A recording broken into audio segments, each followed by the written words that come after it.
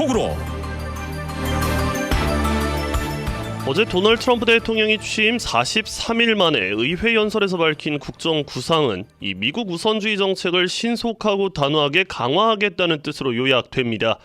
도널드 트럼프 대통령은 전임 민주당 행정부 때 시행된 대부분의 정책을 뒤집어 새로운 미국의 황금 시대를 열겠다고 강조했습니다. 또 미국의 주요 언론들은 트럼프 대통령의 연설에 대해 지지층 결집에만 주력한 당파적 발언으로 채워졌다는 박한 평가를 내렸습니다. 특히 CNN은 100분에 달하는 트럼프의 주장은 61년 만에 가장 길었고 12차례나 전임자를 비난한 통합과는 거리가 먼 연설이었다. 그렇게 혹평했습니다. 봉화식 기자와 함께합니다. 안녕하십니까? 안녕하십니까? 네, 어제 트럼프 대통령이 취임 한 달 반 만에 의회 연설을 가졌습니다. 좀 어떤 점들을 강조를 했습니까? 연방의회 연설에서 밝힌 국정 구상이 앞으로 4년 동안 미국 우선주의, 아메리카 퍼스트를 더욱 강력히 추진하겠다는 것으로 요약이 됩니다.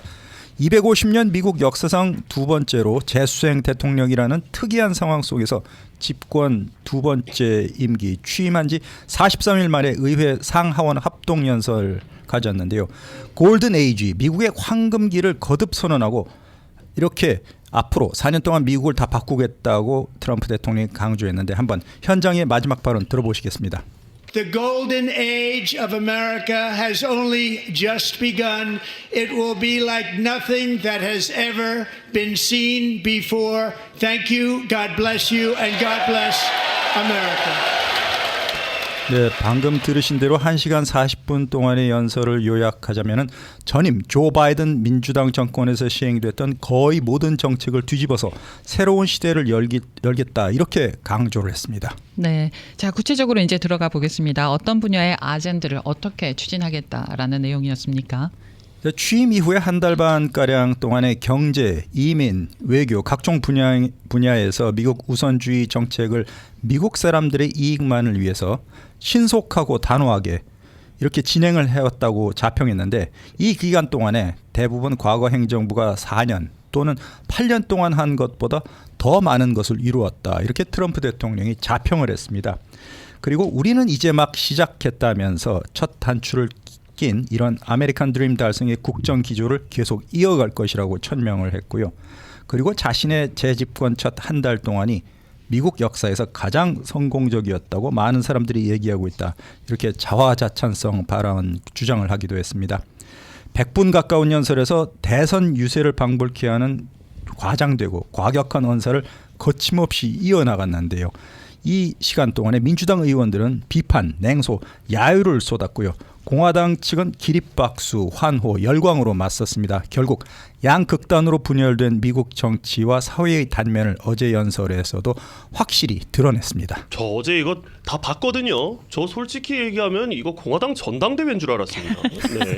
네, 바이든 행정부의 정책을 뒤집은 업적은 또 무엇이라고 소개를 했습니까? 트럼프 대통령이 취임한 이후에 바이든 정권의 정책을 뒤집기 위해서 시행을 한 것이 100건이 넘는 행정명령을 포함해서 이런 자신의 정책을 소개를 했는데 구체적으로 연방 공무원 고용과 해외 원조를 동결시킨 것, 그리고 그린 뉴딜 끝낸 것, 파리 기후 변화 협약, 그리고 세계 보건기구 HW, 또 UN 인권위원회에서 탈퇴한 일, 환경 규제와 전기차 의무화 폐지한 것, 이런 점들을 거론을 했습니다.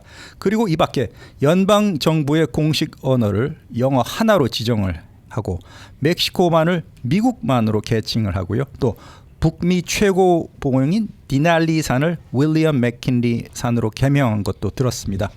이 밖에도 다양성, 형평성, 포용성을 의미하는 DEI 이 정책을 폐지하고 여성 스포츠에서 성전환자 출전 금지도 업적으로 트럼프 대통령이 직접 열거를 했습니다. 그리고 또 더 이상 미국에서는 진보적 가치와 정체성을 강요하는 행위라는 비판적 의미로 사용되는 woke 이 현상은 없다. 이렇게 단언하기도 했습니다. 네. 트럼프 대통령이 또 보라색 넥타이를 착용했잖아요. 이게 또 화제가 되던데 이게 어떤 의미입니까? 네, 항상 이제까지는 트럼프 대통령이 공화당의 색깔인 빨간색 넥타이를 즐겨 착용했는데 어제는 보라색이었습니다. 미국 정치권에서 이 보라색, 공화당을 상징하는 빨간색과 민주당을 의미하는 파란색을 섞을 때 나오는 색깔이죠. 보라색은 초당적인 중립적인 색깔로 불리고 있습니다. 집권 두 번째 입법부와의 관계를 설정하는 첫 번째 의회 연설이었기 때문에 국정과제의 협조를 요청하는 통합 메시지로 해석될 수 있는 옷차림이었습니다. 그런데 정작 트럼프 대통령의 연설 내용은 역대 어느 대통령보다 당파적이고 어느 대통령보다 분열적이었다. 이런 평가를 받았습니다. 이에 대해서 정치 전문 매체인 폴리티커는 트럼프 대통령이 보라색 넥타이를 메고 의사당에 들어갔지만 정치적 통합 시도는 거기까지였다. 이렇게 꼬집기도 했습니다. 네, 뭐 좀 흥미로운 속보가 들어와서 주영석 기자께서 속보를 보내주셨는데요. 이 도널드 트럼프 대통령이 어제 저녁 연방의회에서 2025 연방 상하원 합동 연설을 했었는데 매우 좋은 반응을 얻었다. 이 CBS 뉴스와 유고부는 어제 트럼프 대통령 연설이 끝나자마자 전국 시청자들을 대상으로 대표성 있는 표본 여론조사를 실시했다고 합니다. 이 연설을 본 대부분의 시청자들은 여론조사에서 트럼프 대통령의 연설에 대해 매우 긍정적인 반응을 보였고요. 이 TV 등 각종 매체들을 통해서 직접 연설을 지켜본 사람들 중에서 이 무려 3분의 2가 넘는 76%의 응답자가 이를 지지한다고 답했다고 하네요. 네, 계속해서 이어가겠습니다. 이 트럼프 대통령은 게스 사업에서 한국이 참여할 가능성을 언급했다고요. 네, 지금까지도 지속되고 있는 인플레이션이 바이든 전 대통령 탓이라고 책망을 했는데 이를 해소하기 위한 조치로 미국 당 안에서의 에너지원 개발을 통한 에너지 비용 인하 방침을 거듭 강조했습니다. 이 과정에서 알래스카 천연가스 개발 파이프라인 건설 사업에 대한민국과 일본이 참여를 원하고 있다. 이렇게 거론을 했고 히토리오와 같은 전략 광물 생산 확대를 위한 조처도 추가로 예고를 했습니다. 그리고 해체를 공언한 국제개발처의 낭비살이까지 소개를 했고 사회보장 프로그램에서 100살부터 360살까지 이미 오래전에 사망한 사람들까지 여전히 등록돼서 연금이 지급되고 있다. 이렇게 확인되지 않은 사실을 한동안 주장하면서 머스크의 효율부가 필요하다. 이렇게 주장하기도 했습니다. 그리고 트럼프 대통령은 관료주의에 대해서 굉장히 적대감을 유감없이 드러냈는데요. 변화에 저항하는 연방 관료는 즉시 해고될 것이다. 선출되지 않은 관료들이 통치하던 시대는 이제 끝났다. 이렇게 선언하기도 했습니다. 네. 자, 한국과 밀접한 연관이 있는 반도체 법에 대해서도 또 언급이 됐습니다. 어떤 내용이었습니까? 바이든 정부 시절에 반도체 법이 제정이 됐었는데 이것도 폐지하겠다고 재차 강조를 했습니다. 관세 때문에 미국의 생산 시설을 짓는 반도체 기업에 보조금을 주지 않고도 대규모 투자를 유치하고 있기 때문이다. 이런 논리를 내세웠는데요. 외국 회사들에게 돈까지 줄 필요는 없다. 그들은 미국의 공장을 건설하면 관세를 내지 않아도 되기 때문에 투자를 하러 계속 미국 땅에 들어올 것이다. 이렇게 확신했습니다. 네, 현재 미국의 대규모 투자를 진행 중인 삼성전자와 SK하이닉스 등 한국 반도체 기업에도 불똥이 튈 가능성은 어느 정도입니까? 트럼프 대통령이 반도체법 남은 것들 모두 없애야 한다. 그 돈으로 빚을 갚거나 다른 어떤 이유에서 더 효율적으로 써야 된다. 이렇게 말을 했는데요. 한국 기업들은 반도체법에 기반을 둔 보조금을 바탕으로 대미 투자를 결정했습니다. 그렇지만 트럼프 대통령의 발언으로 기존에 조 바이든 행정부에서 약속했던 보조금을 받지 못할 가능성이 커진 상황이 되고 말았습니다. 삼성전자는 텍사스주 파운드리 공장에 2030년까지 370억 달러 이상을 투자하기로 했는데 상무부와 지난해 말 48억 달러의 직접 보조금 지급 계약을 맺기도 했습니다. 또 SK 하이닉스도 인디애나주 웨스트 라파에서 39억 달러를 투자해서 AI 어드밴스 패키징 생산 기지를 건설하기로 했는데요. 최대 4억 6천만 달러의 직접 보조금을 받기로 결정된 상황입니다. 이런 상황에서 트럼프 행정부에서 반도체법 보조금 지급에 대한 재검토에 들어갔고 반도체에 대해서 관세 부과 방침까지 언급을 하면서 이 부분에 대해서 상당히 한국 기업 입장에서는 불확실성이 커진 상황으로 보이고 있습니다. 네, 트럼프 대통령은 또 미국이 대외 관계에서 손해를 보고 있는 대표적인 나라가 한국이라고 콕 집어서 말했는데 수치가 틀렸습니다. 네, 네. 어제 연설 도중에 셀 수 없이 수많은 국가가 미국이 그들에게 부과한 것보다도 훨씬 높은 관세를 때리고 있다. 매우 불공정하다. 이렇게 주장을 하면서 아시아에서는 인도와 중국 사례를 거론했고 그 다음에 한국의 평균 관세가 미국보다도 4배나 높다 이렇게 주장을 했습니다. 그런 다음에 트럼프 대통령은 생각 한번 해보자. 4배나 높다. 우리는 한국을 군사적으로 그리고 아주 많은 다른 방식으로 아주 많이 도와주고 있는데도 이런 일이 벌어지고 있다. 우방인 한국이 이렇게 하고 있다. 이렇게 비판을 했습니다. 그렇지만 막상 트럼프 대통령은 한국의 관세가 미국보다 4배 많다라는 근거는 전혀 제시하지를 않았습니다. 미국 입장에서 대한민국은 무역 파트너 가운데 무역 적자 톱10 안에 포함되는 나라인데요. 한국은 중국, 멕시코, 베트남, 아일랜드, 독일, 대만, 일본에 이어서 대미 무역 흑자 8위에 올라 있습니다. 지난해 한국이 기록한 대미 무역 흑자 액수가 557억 달러에 달했는데요. 한국과 미국은 FTA 자유무역 협정을 체결하고 대부분의 품목에서 서로 관세를 부과하지 않고 있는데 트럼프 대통령이 한국의 관세율이 미국보다 4배 높다. 이렇게 잘못된 주장을 어제 전 세계 시청자들이 보는 앞에서 했습니다.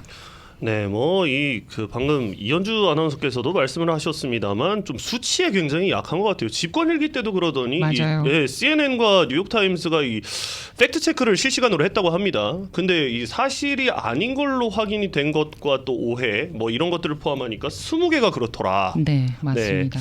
자, 그렇다면 앞으로 트럼프 대통령이 한국에 적대적인 정책을 발표할 수도 있겠네요. 지금 트럼프는 한국과의 무역 관계가 기울어진 운동장이다. 이런 인식을 갖고 있습니다. 트럼프 대통령이 한국을 군사적으로 지원하고 있음을 거론한 것도 심상치 않은 대목으로 파악되고 있는데요. 트럼프 대통령은 그동안 동맹국이 경제에 있어서 적성국보다 미국에 더 나쁘다는 주장을 해오면서 주로 유럽 사례를 거론한 바가 있습니다. 그런데 어제는 한국을 꼽았습니다. 그렇기 때문에 한국 입장에서는 트럼프 대통령이 이같이 잘못된 인식을 바로잡지 않으면 앞으로 경제와 안보 부문에서 상당한 압박을 피하기 어려울 것으로 보이고 있습니다. 당장 다음 달 2일 예고된 상호관세 부과에서 한국이 아주 높은 세율을 적용할 가능성을 배제할 수 없는 상황인데요. 주한미국을 감축시키는 것은 물론이고 주한미군 주둔 비용 가운데 한국이 담당해야 되는 분담금을 대폭 증액 요구할 가능성도 생기고 있습니다. 지금 그리고 대한민국은 탄핵 국면에 빠져 있기 때문에 정상 외교가 어려운 상황이죠. 당분간 정상끼리의 정치적 타결을 모색하기도 어려운 상황이기 때문에 한국에 굉장히 불리한 상황으로 흘러가고 있는 그런 추세 같습니다. 네, 중국에 대해서 혹시 언급한 내용이 있었습니까? 없는 걸로 알고 있는데 어떻습니까? 어제 트럼프 대통령이 경제 부문에서 한국과 일본을 언급을 했는데 유독 최대 라이벌 중국에 대한 말을 기피했습니다. 여기에 대해서 영국의 경제신문인 파이낸셜 타임스는 이렇게 보도를 했는데요. 왜 중국에 대해서 트럼프 대통령이 연설에서 유독 언급을 피했을 것인가? 양당 의원 대부분이 미국의 최대 위협 국가가 중국이라는 데 찬성을 하고 있음에도 불구하고 트럼프 대통령은 중국을 거론하지 않았고 심지어 펜타닐 마약 유입 단속을 언급할 때조차 중국이 아닌 멕시코와 캐나다에만 초점을 맞췄다. 이렇게 지적을 했습니다. 그러면서 트럼프 대통령의 첫 번째 임기 때와는 달리 두 번째 행정부에서는 관세 문제만 빼면 초기 정책 우선순위에서 중국을 제외시켰기 때문이다. 이렇게 설명을 했는데요. 트럼프 대통령이 당장 러시아 우크라이나 전쟁을 해결하고 미국 국내 문제에 전념하면서 중국 이슈를 당분간 뒤로 제치겠다. 이런 의도로 파악되고 있습니다. 어제 같은 경우에는 영토도 확장을 해야 된다 이런 식으로 갔는데 자, 그렇다면 어제 연설에 대한 언론 반응은 어떻습니까? 언론 반응은 주요 언론들이 대체로 지지층 결집에만 주력한 당파적인 연설이었다. 이렇게 평가를 내렸습니다.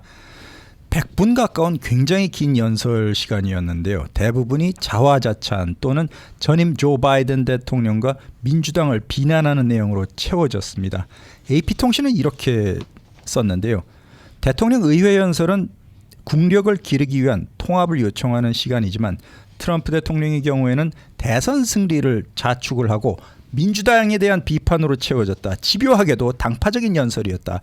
이렇게 분석을 했고 CNN 방송국은 트럼프의 연설이 1964년 이후에 가장 시간이 길었는데 그러면서도 가장 당파적이다. 전임자를 12차례나 욕하고 가장 통합과는 거리가 먼 연설이었다. 이렇게 혹평을 내렸습니다.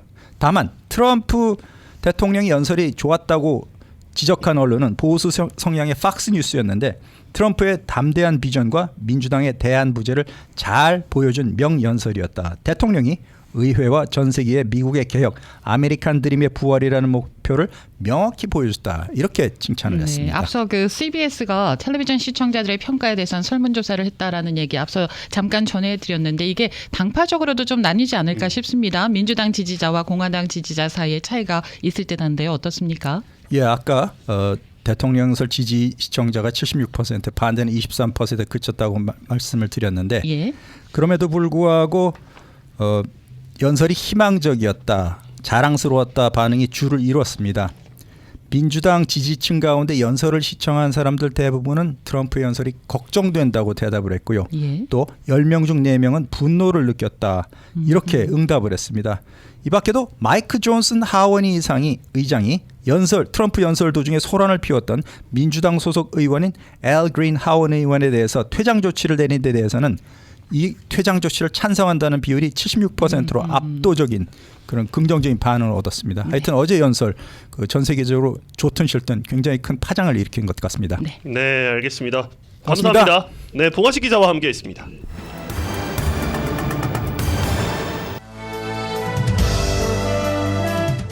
인사이드 아메리카. 트럼프 정부의 캐나다와 멕시코 그리고 중국에 대한 관세로 캘리포니아주 소비자들은 일상용품 다수에 대한 재정적 타격을 대비하고 있습니다. 이 캘리포니아주 농부들은 지난 대선에서 트럼프 대통령을 지지했는데 이제는 트럼프 대통령의 관세가 그들에게 해를 끼칠 수 있다는 분석입니다. 박경윤 기자. 네, 안녕하십니까. 관세 정말 연일 관세 얘기인데 이 캐나다와 멕시코, 중국에 대한 관세로 이 캘리포니아 주민들이 사는 물건 가격도 상당히 오를 것이라는 전망이 나오네요. 네, 전국적으로 물건값이 오를 것이라는 예측이 주를 이루는 가운데 캘리포니아주에서도 특히 상당한 영향이 있을 것이란 관측입니다. 네. 미국 수입업체들이 세금을 부담하는 만큼 상품 가격을 높여서 이걸 이제 소비자들한테 전가시키게 될 만큼 산호세 주립대의 회계금융학과 캐롤라인 첸 교수는요. 실제로 이러한 관세를 지불하게 될 사람은 결국 평범한 일반 납세자들이라면서 관세가 캘리포니아주의 가장 큰 무역 파트너 중 일부에 타격을 주면서 많은 것들이 이곳 캘리포니아주에서도 영향을 받을 수 있다고 밝혔습니다. 네. 즉 캘리포니아주에 광범위한 영향이 예상된다는 설명입니다. 네. 그 가운데서도 특별히 크게 타격을 받을 특정 산업이나 특정 기업이 있을까요? 그에 대한 정확한 파악이 아직은 어렵지만 그래도 대표적인 게 식료품입니다. 네. 캘리포니아주 상공회의소에 따르면 멕시코와 중국은 캘리포니아주에서 가장 큰 수출국 두 곳인데요. 2023년에 이들은 캘리포니아주에 각각 약 620억 달러, 1,200억 달러를 수출했습니다. 이런 가운데 관세로 인한 영향, 캘리포니아주 전체에 미치게 될 것이라고 첸 교수는 말했습니다. 캘리포니아주로 수입되는 품목 중 가격이 인상될 수 있는 품목들이 많지만 이제 가장 크게 예상되는 게 바로 식료품이란 겁니다. 이미 관세 소식 이후 여러 차례 이런 내용들이 나왔습니다만 예를 들면 멕시코는 세계 최대의 아보카도 수출국이죠. 그래서 아보카도 사 먹을 때 소비자들 더 비싸게 지불해야 할 것이란 관측이 지배적입니다. 정말 걱정되는 캘리포니아주 음식에는 아보카도가 안 들어가는 데가 없는데 이뿐만 아니라 과일 그리고 농산물 가격도 인상될 가능성이 점쳐지지 않습니까? 맞습니다. 첸 교수는 이곳 캘리포니아주에선 특히 멕시코에서 과일을 상당히 많이 수입한다는 점을 짚었습니다. 네. 딸기, 라즈베리 그런 모든 과일들이 앞으로 더 비싸질 것으로 예측했습니다.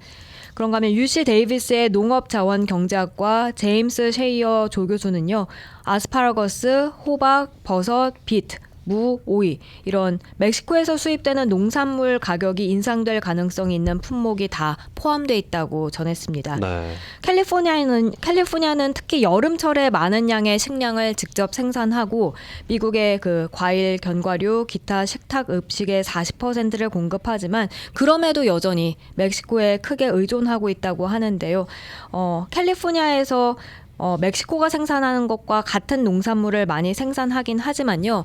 그 생산하는 계절을 살펴보면 다르다고 합니다. 거의 반대의 계절이 된다고 보면 되겠습니다. 네. 그러면은 계절에 따라서 농산물 가격이 오르는 게 또 달라지겠네요. 그렇습니다. 이 농산물 가격이 가장 눈에 띄게 상승할 것으로 보이는 시기가 이제 겨울이 될 것이란 전망입니다.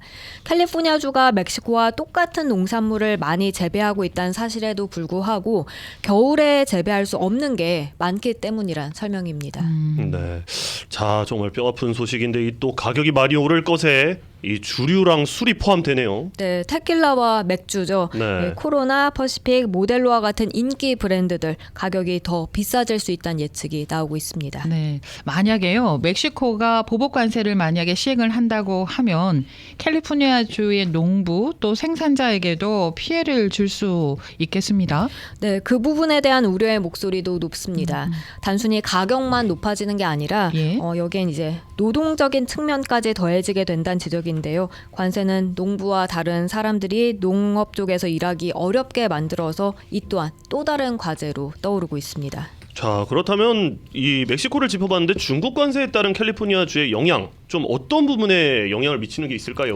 캘리포니아주는 중국에서 식량을 많이 수입하진 않지만 중국 상품에 대한 관세가 추가로 부과되면 많은 제조품 가격이 오를 것이란 예상입니다. 네. 캘리포니아주 상공회의소에 따르면 의류 그리고 기타 자파는 중국에서 가장 많이 수입되는 품목이고요.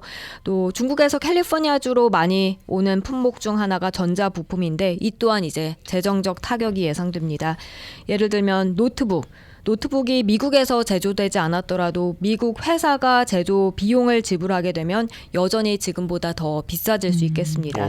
그리고 실리콘 칩도 모든 것에 많이 사용되는데요. 전화기는 물론이고 전자레인지 그리고 오븐도 마찬가지입니다. 이 오븐을 특정 지점까지 이제 가열하도록 그렇게 프로그래밍하고 여러 버튼들을 누르잖아요. 네. 네. 그게 이제 실리콘 칩이 들어가는 것이고 그렇게 실리콘 칩이 들어가는 많은 기기들의 가격도 상승할 걸로 보입니다. 자, 그러면 멕시코, 중국은 그렇다 치고 캐나다 관세로 인한 영향은 어떻습니까? 캐나다 상품의 경우 최종적인 소비자들에겐 재정적 영향이 그렇게 크게 느껴지진 않을 수 있지만 품목 전체로 따져보면 그런 영향이 있을 수밖에 없다는 설명입니다. 역시 상공회의소 2023년 데이터를 보면 캐나다는 캘리포니아주에 대한 7번째 큰 수출국인데요. 캐나다는 주로 컴퓨터, 전자제품, 농산물, 운송 장비 그리고 가공식품으로 구성된 157억 달러 상당의 상품을 보내왔습니다. 네. 그런가 하면 캐나다산 목재 가격 역시 급등할 수 있겠습니다. 올 초에 발생한 LA 산불로 파괴된 집을 새 집으로 짓거나 재건하는데 더 많은 비용이 들 수 있다는 뜻이 되겠습니다. 네. 물론 새로운 사무실 또 다른 비즈니스를 짓는 비용도 끌어올릴 수 있겠고요. 샌프란시스코에서 관세가 새로운 프로젝트 비용을 최대 8%까지 끌어올릴 수 있다는 샌프란시스코 비즈니스 타임스의 지난달 보도 내용도 볼 수 있습니다. 네.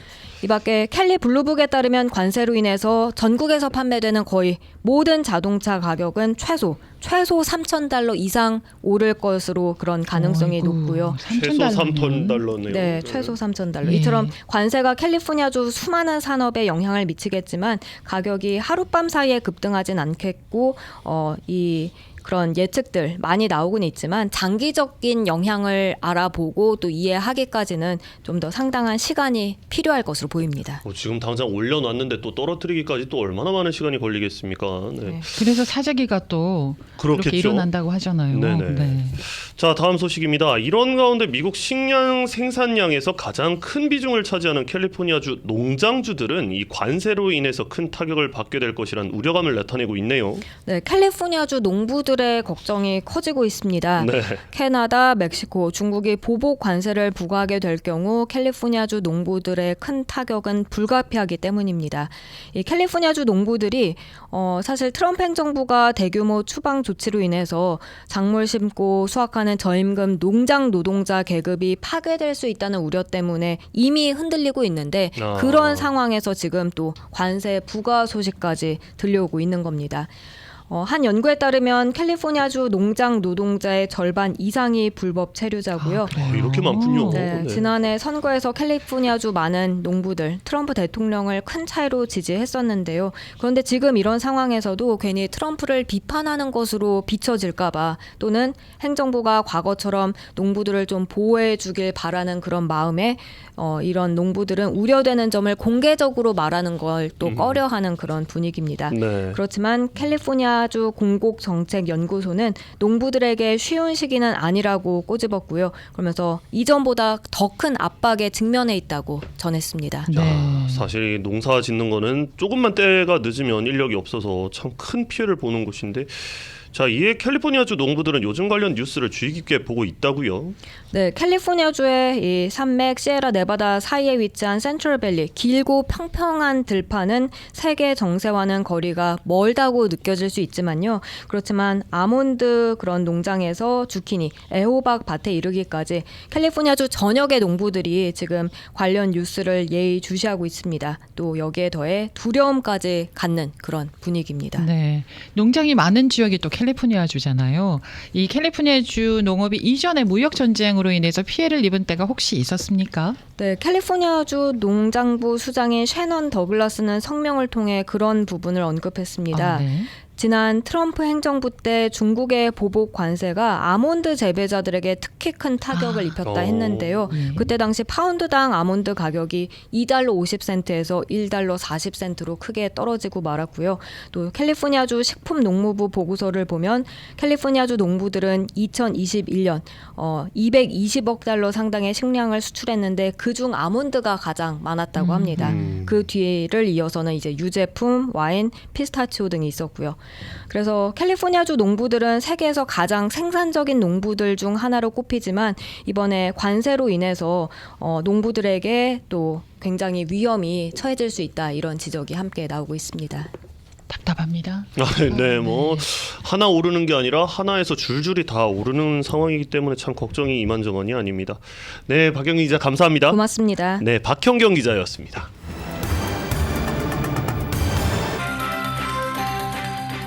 데일리 브리핑.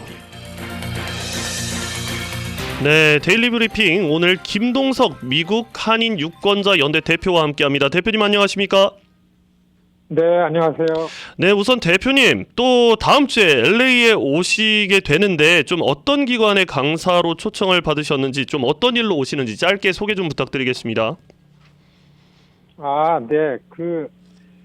제가 3월 15일 토요일입니다. 토요일 날 그 LA에 있는 코인이라는 그 여성 기관이 있는데 네. 거기에서 그 이번 연방의회 회기에 이제 상정이 될 거라고 기대가 되고 있는 그 무국적자 입양인들 시민권 취득하는 법안, 이게 뭐 지난 한 만 8년 이렇게 지금 상정돼서 계속해서 통과 안 되고 각 회기마다 폐기되고 있는데 이번 회기 때도 좀 이거를 우리가 의회에서 상정시켜서 입법 활동을 하려고 그럽니다. 근데 이걸 아시고 LA에서 여기에 의지를 갖고 있는 그 여성 기관에서 그 컨퍼런스를 합니다. 그래서 거기 이 입법 전망이 어떤가, 그래 어떻게 가능할 건가라는 이런 내용을 가지고 제가 LA를 가게 됐습니다. 네, 8년 동안이나 계속 이제 그 법안을 상정을 했는데 이게 통과되지 않았던 이유는 어디에 있습니까?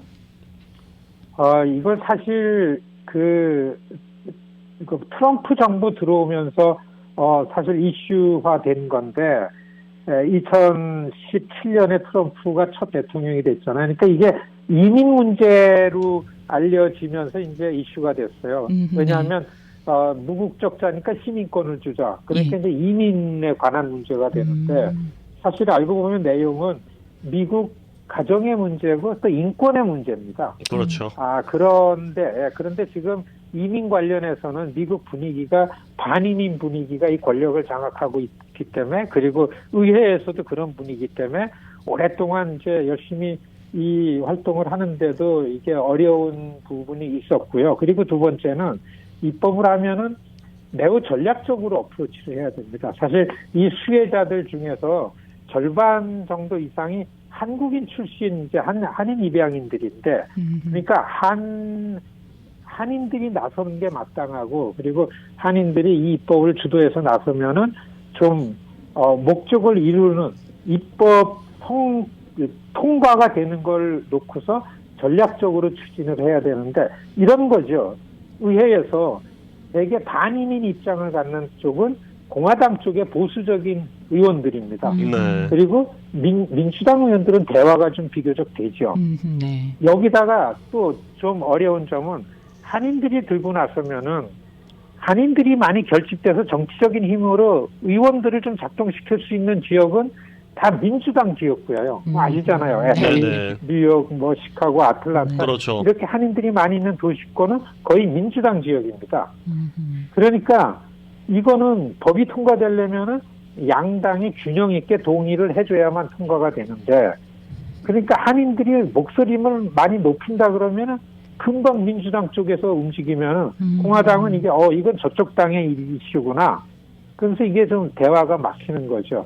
그래서 어떻게 보면은 한인 사회에서는 우리끼리 조용히 힘을 모아가지고 공화당 의원들을 공략할, 공화당 의원들을 설득할 이런 전략을 가지고 해야 되니까 이런 겁니다. 씩씩하게 살살 해야 되는 겁니다. 네, 왜냐하면 한인들한테 막 홍보를 하는데, 예.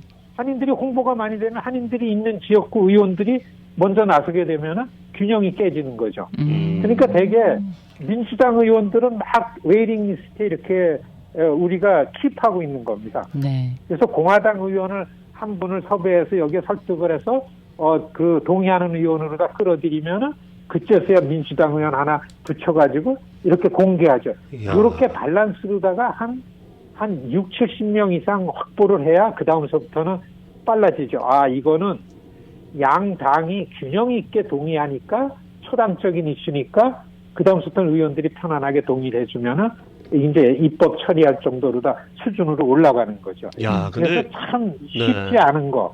예. 대표님, 근데 지금 이게 상황이 뭐 저 예전에 집권 1기 때도 그러셨겠습니다만 지금 또 이제 도널드 트럼프 대통령 집권 2기란 말이죠. 야, 이게 근데 무국적자 입양인 취급 법안이 좀 앞으로 전망이 어떻게 됩니까? 그러고 다음 주제로 넘어가 보겠습니다.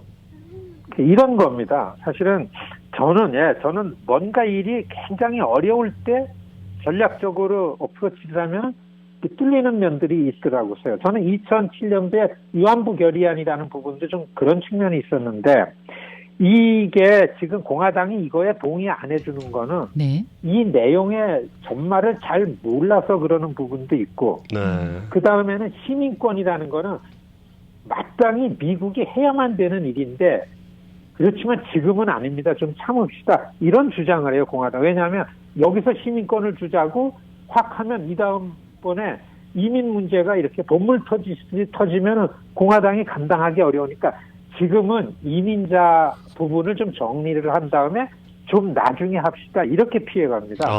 그렇기 때문에 그 의원들을 한 명 한 명 접촉해서 설득을 하는 게 중요합니다. 대개 입법을 그렇게 어렵게 하지는 않는데, 그리고 이번에는 만일에 트럼프가 재집권해서 공화당 분위기가 더 반인민 분위기로 갔기 때문에 더 전망이 어두워진 것 같지만, 한편에서는 공화당은 또 할 거는 하고 안 할 거는 안 하는 그런 특성이 있습니다. 민주당은 하지도 않고 안 하지도 않고, 되는 것도 없고 안 되는 것도 없고 이런데, 예. 공화당은 구분을 해가지고 할 거는 하고 뭐 이런 특성이 있어요. 제 경험상으로. 예. 그래서 어떻게 보면은 우리 한인 동포 사회가 요거를 딱 전략적으로 해가지고 한 50명 공화당 의원들을 공략을 해서 들어오면은 이게 이번 회기에, 그리고 이 내용은요, 여러분들이 청취자 여러분들, 이 내용은요 안 돼도 우리가 놓으면 안 되는, 안 하면 안 되는 일입니다. 그렇죠. 이게 우리가 이게 대개 입양으로 오신 분들이 2번 버림을 받았다고 이런 거 아닙니까? 그래서 이건 한인들이 조금 알면 하트가 있기 때문에 저는 그래서 이번에 3월 15일 LA 갈 때에 이 우리를 초청한 그 기관에 있는 분들을 아주 차분하게 이런 내용을 잘 알려가지고 열심히 하지만은 아주 그냥 침착하게 전략적으로 해야 되는 게 이번 회기의 전략이다라는 거를 설득을 하는 게 제 목표입니다. 네. 참, 그 예전에 집권 일기 때 청소년 추방유예 정책 다카 청소년을 한번 취재를 한 적이 있었는데 그때 한 말이 기억이 나네요. 미국에서 태어났는데 나는 미국인이 아니다라는 얘기가 기억이 납니다. 네. 참. 자, 그러면은 3월 15일 토요일에 열리는 그 컨퍼런스 행사에 보다 많은 분들이 참석을 해주시면은 좀 도움이 되지 않겠습니까? 그렇습니다. 예. 그리고 한인사의 이 자리를 빌려가지고 사실 가장 제 경험상 중요한 건데 네. 이렇게 범동포적으로 뭔가 이루어내야 될 과제가 나오면은 제일 먼저 이거를 해야 되겠다고 나서는 분들이 이름도 없이 소리도 없이 가장 헌신적으로 일을 해야만 되더라고요. 네. 왜냐하면 어디 한 군데서 너무 씩씩하게 하면은 이걸 잘 모르고 진지하게 관심을 안 갖는 주변에 계신 분들은 저거는 좀 되는구나. 저렇게 되는 거 보면은.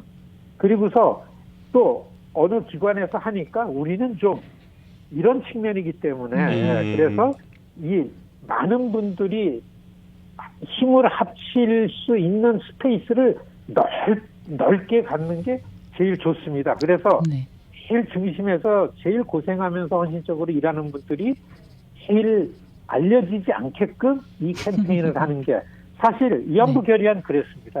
예. 예. 그럼 그렇기 조용하고 때문에 씩씩하게.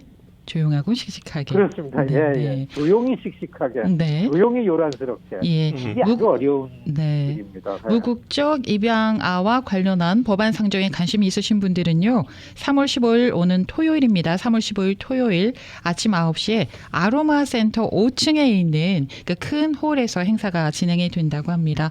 참석을 해 주셔서 좀 힘이 되어 주시면 좋겠습니다. 그리고 조용히. 예, 암묵적으로. 또 암묵적으로. 요란하게. 네. 자, 저희 대표님께 또 안 여쭤볼 수가 없죠. 어제 도널드 트럼프 대통령 집권 2기 첫 의회 연설이었습니다. 좀 어떻게 보셨습니까? 이게 아직까지 워싱턴 중심뿐만 아니라 전 세계적으로 얘기거리잖아요. 예. 어제 저녁 때 사실 동부 시간으로는 밤 9시, LA 시간은 6시니까 대통령의 이 연설을 전 국민이 다 들으세요 하는 시정 연설이잖아요. 그렇죠. 그리고 또 어제 연설이 중요했던 거는 대통령이었던 분이 성공하지 못하고 다시 집권을 해가지고 이미 한 60일, 아니 6주가 지났습니다. 그리고 이게 왜 중요하냐 하면은 나는 이렇게 해서 대통령 또 되겠다고 해가지고 선거에서 이겨가지고서 1월 20일 취임을 했잖아요. 그리고 6주 동안에 너무 씩씩하게 막 대통령이 일들을 집행해 왔습니다. 네. 정책적으로. 이거를 해오면서 내가 이렇게 하겠다고 한 달 반 동안 이렇게 일을 했는데 이런 일 중에서 좀 수정할 거 있고 앞으로 어떻게 하겠다라는 거를 좀 조정한 거를 포함한 내용을 국민들한테 다시 알리는 겁니다. 네. 그러니까 트럼프 대통령이 1월 20일 날 취임했다가 그때 전 국민이 다 트럼프 대통령을 쳐다봤어요. 그리고 대통령 행정명령으로 너무나 많은 것들을 막 무지막지하게 이제 매겼잖아요. 그렇죠. 그리고서 그 다음에 두 번째로 전 국민 앞에 대통령이 처음 나온 겁니다. 그러니까 통상적으로 이전의 대통령들은 이 첫 집권에서 첫 시정연설 때는 알고 보니까 요런 거는 이민 문제는 경제 문제는 안보 문제는 외교 문제는 이렇게 하겠다라고서 좀 조정해서 해놓는 시간이 시정연설이에요. 근데 그런 기대를 가지고서 많이 보고 저도 뭐 수도 없이 여기에 초점을 맞춰가지고 기대를 하고 그리고서 좀 이렇게 뭔가 달라지는 게 있지 않을까 그렇게 하면서 이제 연설을 봤는데 아니다 다를까 저도 어느새 트럼프의 방식에 이 길이 들어졌더라고요. 역사적으로 1시간 40분 동안 100분 동안 연설을 한 거야. 이게 너무 긴데 특유의 트럼프 대통령 연설을 하니까 1시간 반 동안이 지루하지가 않더라고요.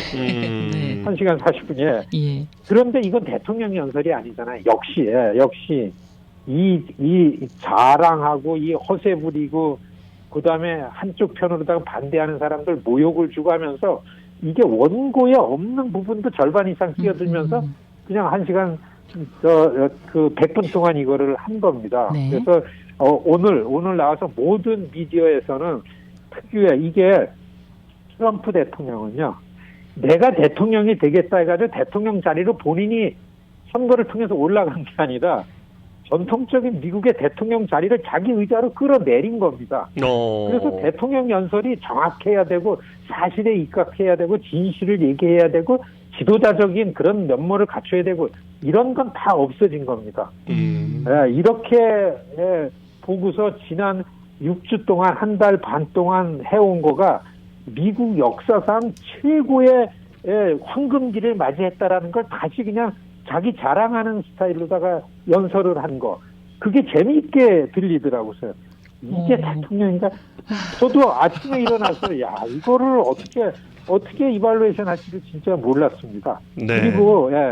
그리고서 기대가 있었잖아요. 야 진짜 물가가 내려갈까? 네네. 이민자들 소수계들은 이렇게 무지막지하게 해서는 우리도 세금 내는 시민인데 그래도 우리가 이러면 안 되는데 이런 상황에서 이거를 기대를 했는데 야 역시 트럼프고서 이게 아메리칸 연설 제목이 아메리칸 드림의 부활이었습니다.